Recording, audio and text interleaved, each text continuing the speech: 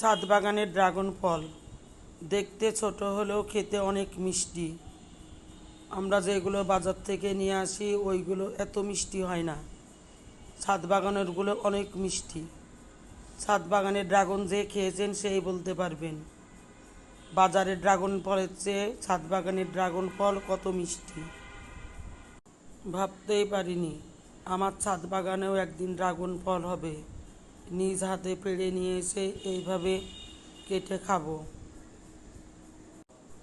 মাশাআল্লাহ, আলহামদুলিল্লাহ, অনেক সুন্দর, অনেক মিষ্টি।